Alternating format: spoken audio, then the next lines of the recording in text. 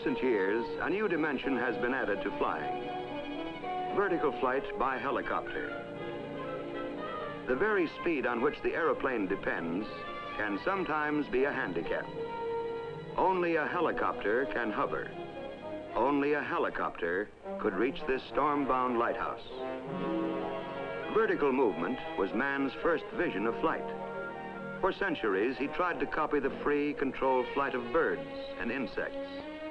He hadn't the eye of the slow-motion camera to follow the subtlety of wing movement of birds, such as the hummingbird, but his attempts were brave enough.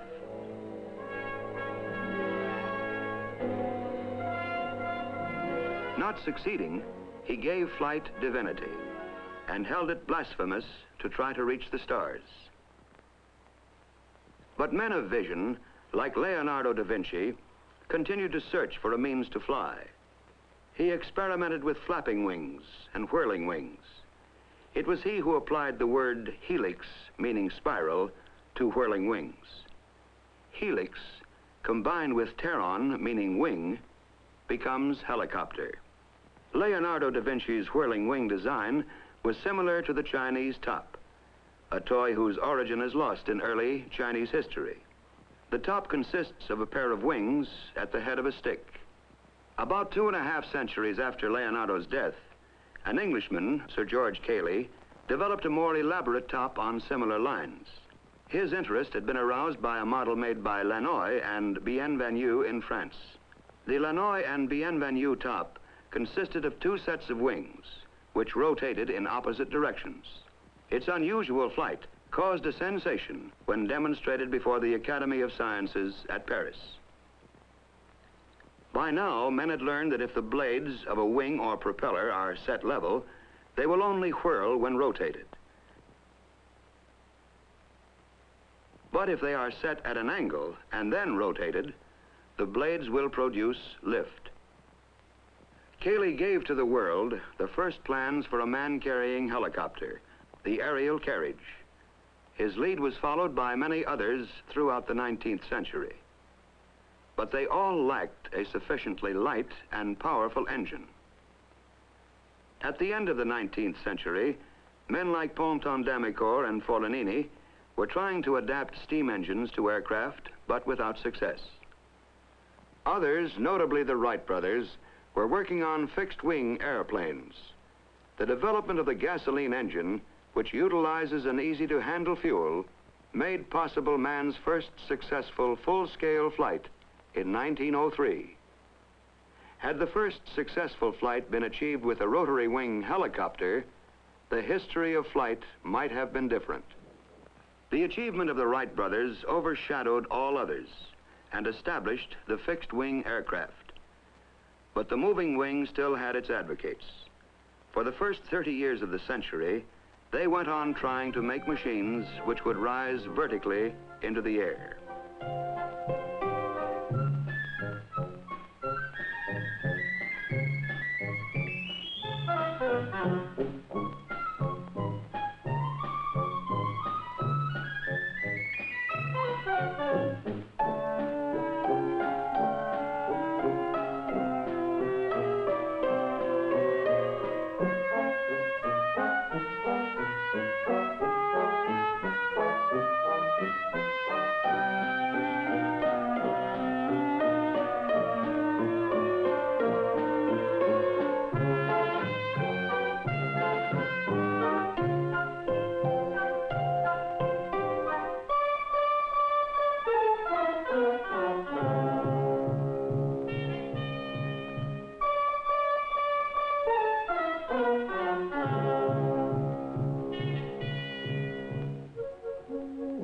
In 1907, Breguet produced the first helicopter to leave the ground with a pilot aboard.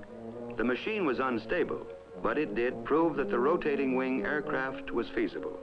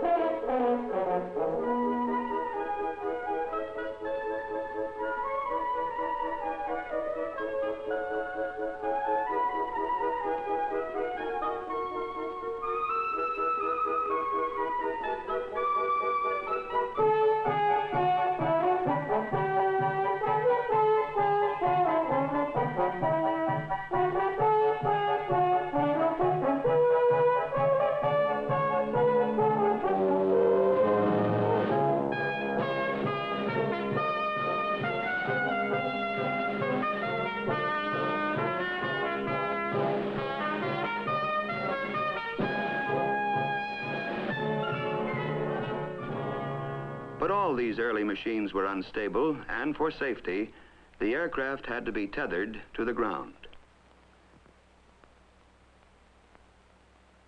The stability of a rotary wing aircraft is particularly difficult. First, the rotation of the blades tends to make the body of the machine turn in the opposite direction.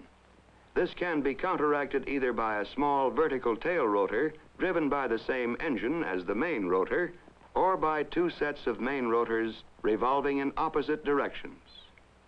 Secondly, when the machine moves forward, one blade of the rotor is moving with the airflow, while another is moving against it. The airspeed of a blade increases as it turns towards the nose. This produces unequal lift and therefore instability. The answer to this problem was to hinge the blades so that they could flap and could also speed up or slow down relative to each other. Juan de la Cierva discovered this and so managed to smooth out much of the irregularity of lift. This solved another problem. As the blades of the rotor are no longer rigidly fixed, they are held in position only by centrifugal force. The whole structure is therefore relieved of a great deal of strain. The Cierva aircraft, like this C-19, all use this principle of the flapping blade, but they were not helicopters. They were autogyros. In an autogyro, the propeller produces forward motion, and the rotor is turned by the aerodynamic forces acting on it, and not by the engine. The autogyro was in fact an airplane on which the wings were replaced by a rotor.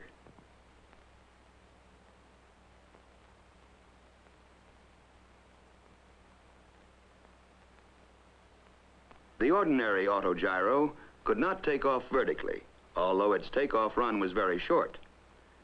In later years, vertical takeoff was achieved in the autogyro by coupling the engine to the rotor. This principle could be used only for the takeoff. Meanwhile, work on helicopters went on. In 1930, Fluorine showed his machine with the new flapping blade to the public at the Brussels exhibition. In the same year, Descanio established the first world helicopter record with a flight of 8 3/4 minutes, covering 1,000 yards at a height of 59 feet. He reached a speed of about 15 miles per hour. 6 years later, in 1936, the pioneer Breguet came to the front with a much improved design in which the problems of control were tackled with considerable success. Records were established with this machine. Duration, 63 minutes. Altitude, 515 feet. Distance, 27½ miles at a speed of 62 miles per hour. Breguet used what is today known as cyclic pitch control. This means that the angle at which a rotor blade meets the air is altered as the blade rotates with the hub. By photographing the blades in slow motion, they can be seen to rise and fall with the influence of the airflow and centrifugal forces. When the aircraft is taking off, the pilot holds the stick roughly central and the lift force is acting vertically.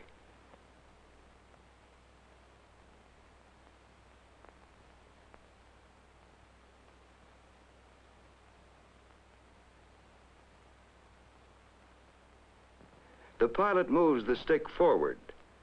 The advancing blade, furthest from the camera, decreases in pitch and flaps downwards. The retreating blade, nearest the camera, increases in pitch and flaps upwards. In effect, the rotor is tilted forward. It thus becomes the means of accelerating the aircraft forward as well as the means of supporting it in the air. The pilot decides to turn to the right. Stick right. The blade on the left flaps up. The blade on the right flaps down. The aircraft goes into a right-hand turn. In 1937, the first really successful helicopter, the Fokker Achilles, was announced. The flexibility and control of this machine were demonstrated when Hanna Reich flew it inside the Berlin Sports Stadium. Then another of the pioneers, Igor Sikorsky, who had been working on helicopter design from the beginning of the century, achieved success in America. All these discoveries helped to produce the helicopter as we know it today. It's still curious to look at, but it can fly in a way even surpassing the flight of birds. It takes off and lands vertically, hovers in the air, and even turns a full circle over the same spot. Helicopter design is constantly progressing. The precision of control is something of which D'Ascanio could only have dreamed. The British Bristol 171, a single rotor type, carries 3 passengers as well as the pilot. In contrast to the sleek lines of the Bristol is the angular body of the giant Air Horse, produced by the pioneer company started by the late Juan de la Cierva. The engine used in this helicopter is so powerful that the 3 rotors can lift a total weight of just over 8 tons. This enormous capacity at last fills a gap between the usual helicopters with their limited loads and the airplane. At the other end of this scale, the Cierva company has produced a small sister to the Air Horse, a neat-looking 2-seat personal helicopter called the Skeeter.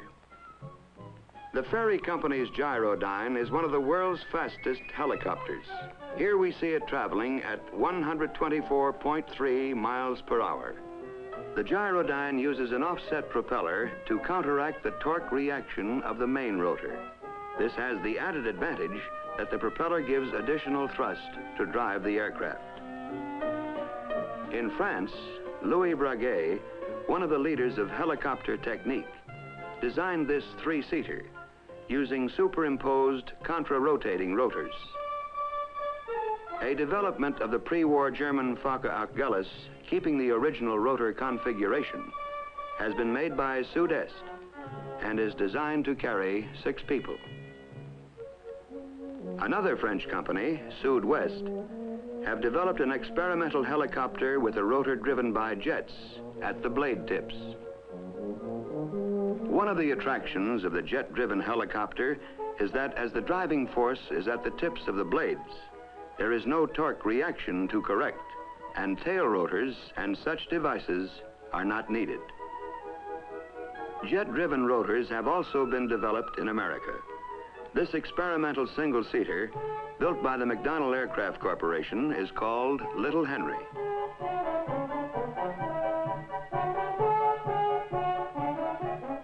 The no-hands flying of this Hiller Hornet demonstrates well the great stability of helicopters employing jet-driven rotors. Helicopter types and designs are unending. The silhouette of the Sikorsky S-51, one of the first helicopters to go into large-scale production, is familiar throughout the world. It flew the first certificated U.S. helicopter airmail route, speeding airmail from the Los Angeles airport to the downtown post office and on to adjacent communities. The Sikorsky, now being built in England by Westlands, has been used for experiments in carrying mail by night, flying blind between 2 large towns. These services portend the day when large helicopters like this Sikorsky S-55 and the Bell HH-12 will be in regular service, carrying mail, passengers, and cargo between nearby cities and surrounding suburban areas. Smaller Bell helicopters are now being used on the land with great success, spraying crops and cattle, dusting orchards where the downwash from the rotors directs insecticide over and under the leaves. Rotor downwash is also used for a strange form of harvesting. It's a simple way of gathering walnuts which can't be damaged by their forceful descent. The helicopter is serving in the expansion of our vital oil reserves, transporting exploration parties swiftly and economically to hard-to-reach locations. In addition, it can also serve as a work platform for precise geological readings.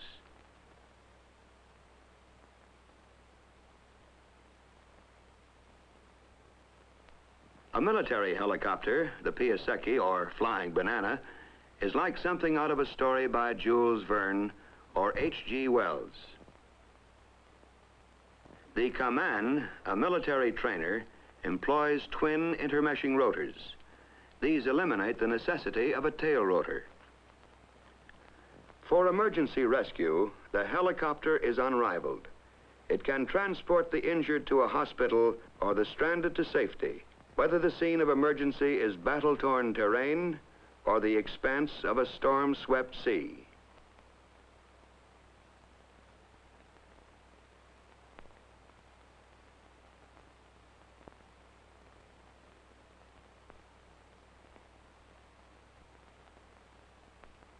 Admiral Byrd took helicopters on his 1946 Antarctic expedition for surveys more detailed than could be undertaken by a conventional aircraft. A good example of a small helicopter with an all-round view is the Hiller 360 with its Perspex bubble front. It is excellent for police control of traffic, aerial inspections, and similar work. The helicopter has provided new vantage points for the tourist. There is no better way of seeing the Grand Canyon. For herding cattle or elk, there is the comfort of a helicopter with its large field of vision and its ability to fly slowly. The helicopter has been used to do work that seemed impossible. Here, it speeds construction materials high up into the Welsh Mountains to repair a dam.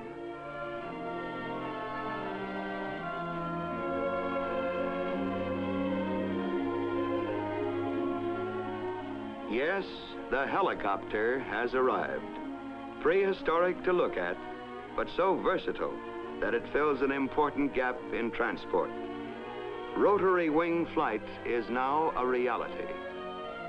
The helicopter is part of a fantastic future in which you and I may fly about in our own private aircraft. But we must not be led astray by a dream.